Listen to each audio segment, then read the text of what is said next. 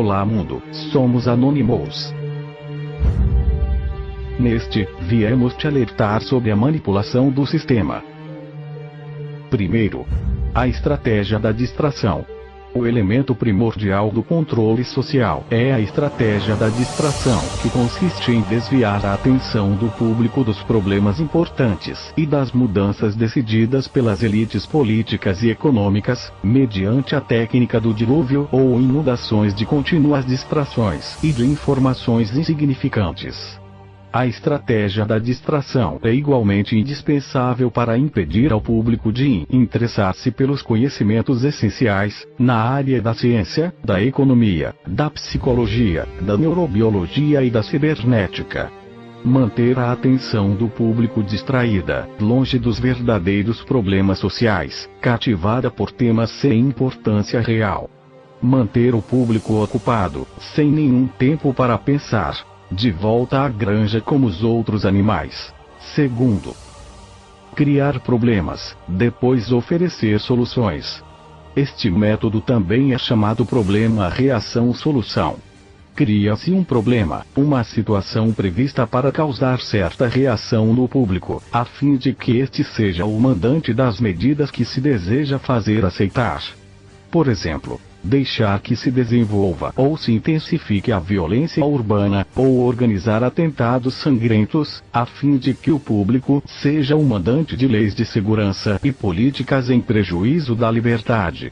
Ou também, criar uma crise econômica para fazer aceitar como mal necessário o retrocesso dos direitos sociais e o desmantelamento dos serviços públicos.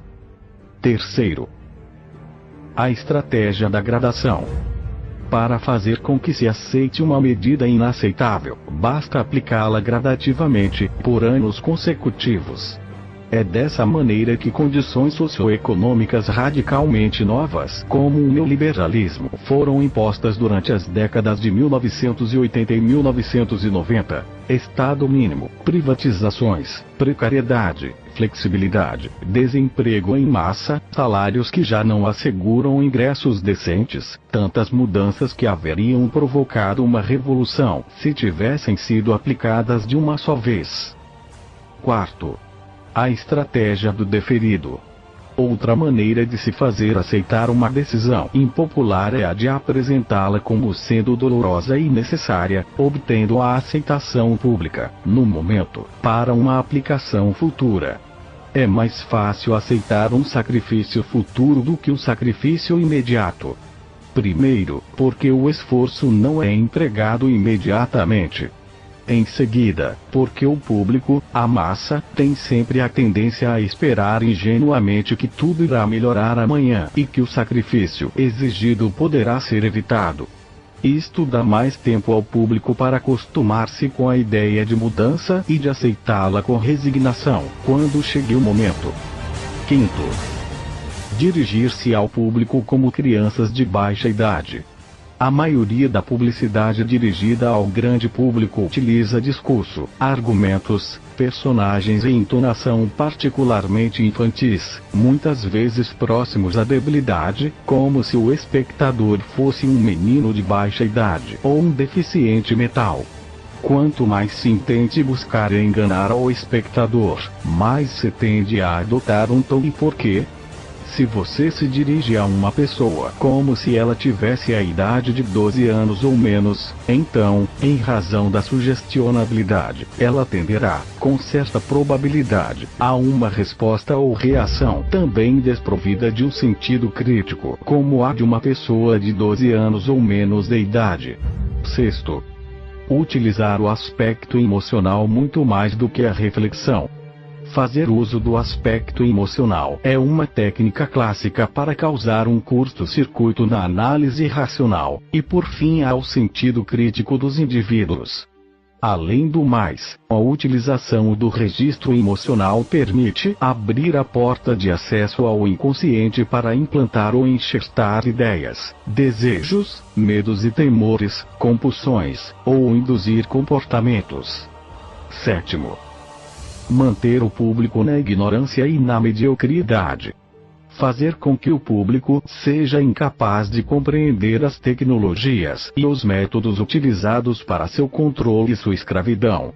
A qualidade da educação dada às classes sociais inferiores deve ser a mais pobre e medíocre possível, de forma que a distância da ignorância que paira entre as classes inferiores às classes sociais superiores seja e permaneça impossíveis para o alcance das classes inferiores.